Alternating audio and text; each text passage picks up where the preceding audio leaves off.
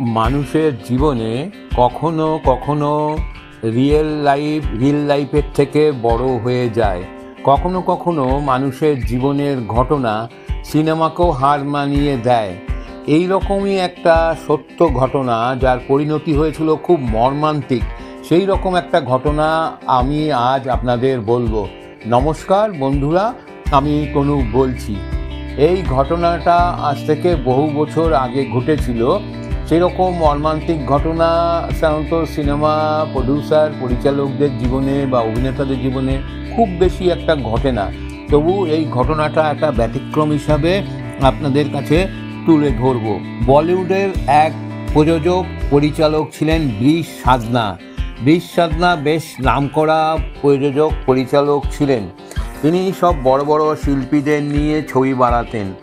এই বৃষ সাধনা একটা ছবি বানালেন প্রদীপ কুমার, অশোক কুমার, পদ্মিনীকে নিয়ে। ছবিটার নাম ছিল আফসানা, সুপার ডুপার হিট। এর পরবর্তীকালে উনি যে ছবিগুলো বানালেন সবই প্রায় হিট। যেমন একটা উদাহরণ দিচ্ছি, উস্তাদো কি উস্তাদ, এতে ছিলেন প্রদীপ কুমার, অসাধারণ হিট হয়েছিল, গানগুলো সুপার হিট হয়েছিল। তারপর বিশ্বজিৎ মালাসিনাকে নিয়ে বানালেন নাইট ইন লন্ডন, সেটাও সুপার ডুপার হিট, গানও হিট। তারপরে শশী কাপুর জিনতমনকে নিয়ে বানালেন চোরি মেরা কাম, সেটাও হিট।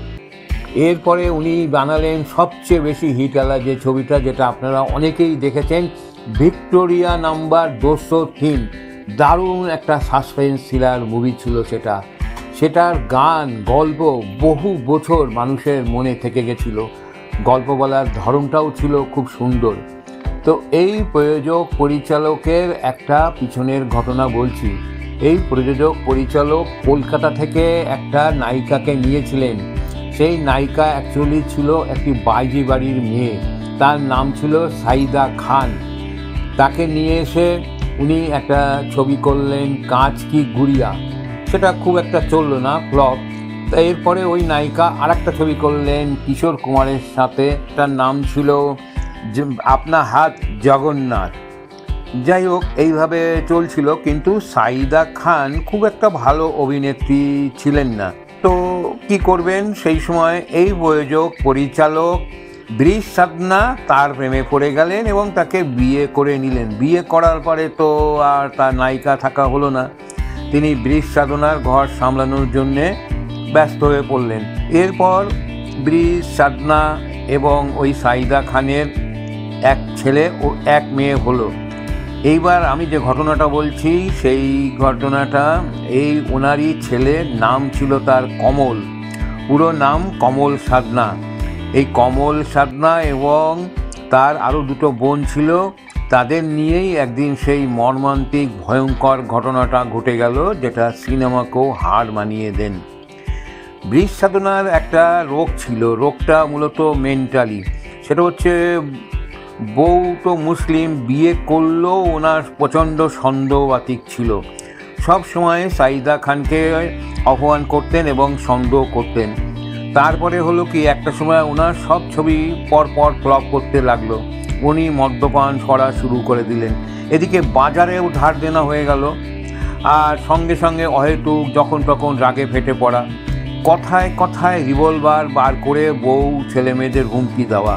সেই জন্য ওনার বউ সাইদা খান খুব সাবধানে সাবধানে চলাফেরা করতেন, স্বামীকে মানিয়ে নিয়েই সাবধানে সাবধানে থাকতেন। এরপর সেই একদিন হলো ভয়ঙ্কর সেই ঘটনাটা। এই বৃষ সাধনার মেয়ে প্রেমে পড়েছিল এক ধনী রিজভি বলে এক গুজরাটি মুসলমান ছেলের সঙ্গে। বিয়ে করেই ফেলবে মেয়ে, সেই জন্যে বাড়িতে পার্টিও চলছিল। কিন্তু এই ব্রিজের যেহেতু মেন্টাল সমস্যা রয়েছে, মেয়ের এই বিয়েটা ওনার পছন্দ ছিল না। প্রযোজক পরিচালক বৃষ সাধনা ওনার বউকে সব সময় সন্দেহ করতেন। এই সন্দেহের পিছনে একটা কারণ ছিল এই যে, ওনার শাশুড়ি অর্থাৎ সাইদা খানের মা তার এক দূর সম্পর্কের আত্মীয় এক ছেলেকে নিয়ে বাড়িতে লালন পালন করতেন। বৃষ সাধনা সন্দেহ করতেন যে ওই ছেলেটি সাইদা খানেরই ছেলে হবে, অবৈধ ছেলে। এই জন্যে ওনার মাথায় সবসময়ই একটা সন্দেহ চড়ে থাকতো, রাগও হতো। কিন্তু সাইদা খান ওই টাইপের মহিলা ছিলেনই না, অত্যন্ত সাদাসিধে ভালো মানুষ ছিলেন। ওনারা কলকাতায় থাকতেন। যাই হোক, এমনি এসব ব্যাপার ওনার সন্দেহতে সবসময় থাকতেন। তারপরে আবার ব্যাপার হলো, ওনার যে মেয়ে, তার যে বয়ফ্রেন্ডকে পছন্দ করে বিয়ে করতে চেয়েছিল, তাকে ওনার ঘোর অপছন্দ ছিল। কিন্তু মেয়েকে কিছুতে বলিও সেই বিয়েটা উনি ভাঙতে পারেননি। তো যাই হোক, সেই দিন ঘটনাটা ঘটলো যেদিন উনি ঘরে বসে মদ্যপান করছিলেন আর নিচে পূর্ণ উদ্যমে পার্টি চলছিল। যেহেতু স্ত্রীর সঙ্গে বনতো না, তাই স্ত্রীকে ডেকে বৃষ সাধনা বললেন, উল্টোপাল্টা কথা। এই নিয়ে স্বামী স্ত্রীর তুমুল ঝগড়া হলো। এটা ওনাদের প্রায় হতো। হঠাৎ ওনার বউ সাইদা খান দেখলেন স্বামী একটু বাদে রিভলভার নিয়ে ওনার সামনে হাজির করলেন, নানা রকম হুমকি ধমকি দিতে লাগলেন। বউ ভাবলো যে এরকম তো হুমকি অনেকবারই দিয়েছেন, আর তাছাড়া ওই রিভলভারে তো কোনো গুলি নেই। কিন্তু তাও সাহস করে আবার উনি নানা রকম কথা বলে নিচে চলে গেলেন। উনিও বউকে বললেন, যাও নিচে চলে যাও, এখানে আর কারো আসার দরকার নেই, পার্টিটা যে বন্ধ করে দাও। সাইদা খান নিচে এলেন, ব্রিজ সাহেব বেডরুমের দরজা বন্ধ করে দিল। সাইদা খান ভাবলেন আজকের মতো ওনার নাটক শেষ। এইখানেই ভুল করেছিলেন সাইদা খান। নাটকের এটা ছিল ইন্টারভ্যাল। ব্রিজ সাহেব ঘরে বসে রিভলভারে লুকিয়ে রাখা গুলি সংগ্রহ করে 6টি চেম্বারে 6টি গুলি ভরলেন।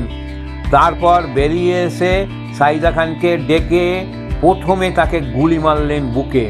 তারপর মেয়েকে, যে বাঁচাতে এসেছিল সে ওনার ছেলে কমল সাধনা ও ওই মেয়ের বয়ফ্রেন্ড, তাদেরও লক্ষ্য করে গুলি চালালেন। কিন্তু এরা দুজন আহত হলো বটে, কিন্তু বেঁচে গেল। কিন্তু ওনার বউ সাইদা খান ও মেয়ে দুজনেই গুলি খেয়ে ওখানেই মরে পড়ে গেল। অতঃপর উনি ঘরে যেয়ে দরজাটা বন্ধ করে দিলেন। এরপরে পুলিশে খবর দেওয়া হলো। বেশ খানিক বাদে নিচ থেকে সবাই গুলির শব্দ শুনল। সবাই ছুটে যেয়ে দরজা খুলে দেখলেন বৃষ সাধনা নিজের মাথায় গুলি চালিয়ে আত্মহত্যা করেছেন। পরিবারের 4 জন সদস্য ছিল, তার মধ্যে 3 জনই নিহত হলো। বেঁচে রইল শুধু কমল সাধনা।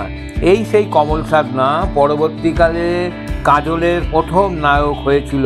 দারুণ হ্যান্ডসাম দেখতে, বেশ কিছু ছবিও করেছিল। পরবর্তীকালে বাবার পরিচালিত ভিক্টোরিয়া নাম্বার 203 ছবিটাও করেছিল রিমেক, কিন্তু সেটাও চলেনি। তাহলে দেখুন এত বড় নির্মম কাণ্ডের পরে কীরকম অবস্থা দাঁড়ালো। সিনেমায় কি সবসময় এত নির্মম কাণ্ড হয়? তাহলে বাস্তবটা কত কঠোর, সিনেমাকেও ছাপিয়ে চলে। ওই যে কথায় বলে না, truth is stranger than fiction, বাস্তব কল্পনার চেয়েও ভয়ঙ্কর ব্যাপার। এখানে ঠিক সেই ঘটনাটাই ঘটেছিল। যাই হোক, আপনারা এটা শুনুন মন দিয়ে। শুনে ভালো লাগলে একটা লাইক শেয়ার করে সাবস্ক্রাইব করে দেবেন। নমস্কার।